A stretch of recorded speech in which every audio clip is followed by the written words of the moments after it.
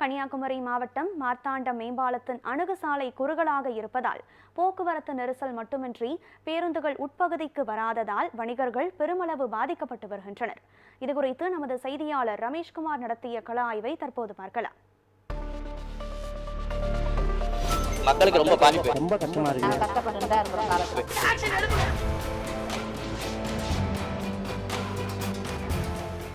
அடிப்படை தேவைகள் குறித்து இன்றைய தினம் தமிழகம் முழுவதும் நியூஸ் 7 தமிழ் பிரமாண்ட கலாய்வு என்பது மேற்கொண்டு வரும் நிலையில் கன்னியாகுமரி மாவட்டத்திலும் மார்த்தாண்டம் நகர பகுதியில் அணுகுசாலை குறுகலாக இருப்பதால் கடந்த 7 ஆண்டுகளாக போக்குவரத்து நெரிசல் என்பது ஏற்பட்டு வருகிறது.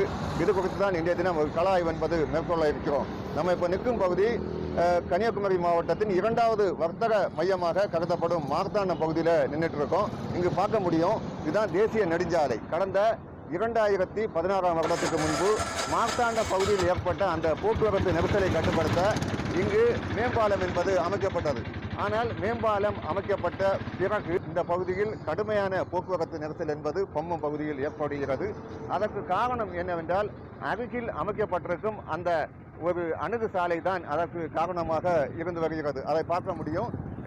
தேசிய நெடுஞ்சாலை ஓரத்தில் ஒரு 10 அடி அளவுக்காகவே தற்பொழுது இங்கு அணுகு சாலை என்பது அமைக்கப்பட்டிருக்கிறது, சாலையின் இருபுறங்களிலும்.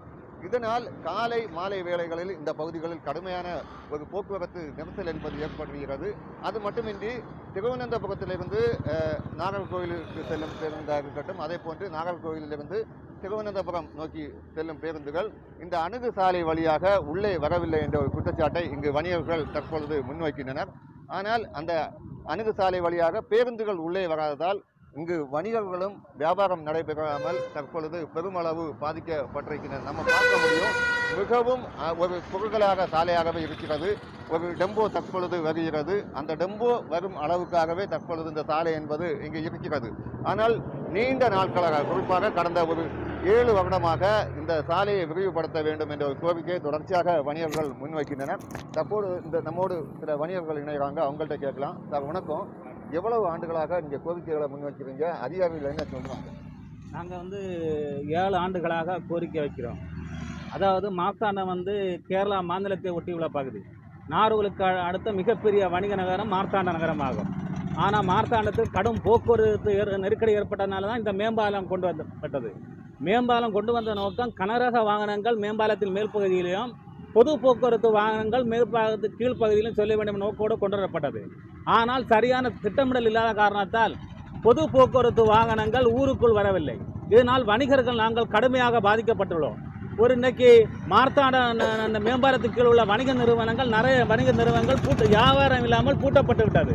இன்றைக்கு ஒரு கடையில் 4 லேபரை வைத்து இன்றைக்கு ஒரு வணிகன் வியாபாரம் செய்து சம்பளம் கொடுக்க முடியாத அளவுக்கு இன்றைய கடுமையான பாதிப்பை ஏற்படுத்தப்பட்டுள்ளது. தமிழக அரசுக்கு நாங்கள் கோரிக்கை வைத்து மாவட்ட ஆட்சியரும் நெடுஞ்சாலைத்துறை அமைச்சரும் சம்பவ இடத்தை பார்வையிட்டார்கள். பார்வையிட்டு நிலத்தை கையகப்படுத்துவதற்கான ஏற்பாடுகளை செய்தார்கள். அந்த பணியை அரசாங்கம் விரைவுபடுத்த வேண்டும். விரைவுபடுத்தினால்தான் மார்த்தாண்டம் மீண்டும் பழைய பொலிவுடன் மார்த்தாண்டமாக ஜொலிக்கும். மார்த்தாண்டத்தின் அடையாளம் சிதைக்கப்படாமல் காக்கப்படும், வணிகம் காக்கப்படும் என்று மார்த்தாண்ட நகர வர்த்தக சங்க தலைவர் தினகராகிய நான் கூறிக்கொள்கிறேன். நீண்ட முறை மார்த்தாண்டத்தை சார்ந்த வணிகர்கள் நெடுஞ்சாலை துறைக்கும் அதே போன்று மாவட்ட நிர்வாகத்துக்கும் மனுக்கள் அளிக்கதை தொடர்ந்து தற்பொழுது நிலம் கையகப்படுத்த இங்கு அதற்கான இடத்தை தேர்வு என்பது செய்யப்பட்டிருக்கின்றனர். சாலையின் இரு புறங்களிலும் இருக்கும் ஆக்கிரமிப்பு நிலங்களை எடுக்க நெடுஞ்சாலை துறை தற்பொழுது இங்கு மாப் என்பது போடப்பட்டிருக்கிறது. ஆனால் போடப்பட்டும் சில மாதங்கள் கழிந்த பிறகும் இதுவரையிலும் நிலம் கையகப்படுத்த நடவடிக்கை எடுக்கவில்லை என்ற ஒரு குற்றச்சாட்டை இங்கிருக்கும் வணிகர்கள் தற்பொழுது முன்வைக்கின்றனர். எனவே கடந்த 7 ஆண்டுகளாக இங்கு கடுமையான அந்த போக்குவரத்து நெரிசலும் சரிதான், அதே போன்று வணிகர்களும் பெருமளவு பாதிக்கப்பட்டிருக்கும் இந்த நிலையில் உடனே 2 புறங்களிலும் அந்த ஆக்கிரமிப்பு நிலங்களை எடுத்து அணுகு சாலையை விரிவுபடுத்த வேண்டும் என்பதே இந்த பகுதி வணிகர்களின் கோரிக்கையாக எழுந்திருக்கிறது. நியூஸ் 7 தமிழுக்காக கன்னியாகுமரி மாவட்டத்திலிருந்து ரமேஷ்குமார்.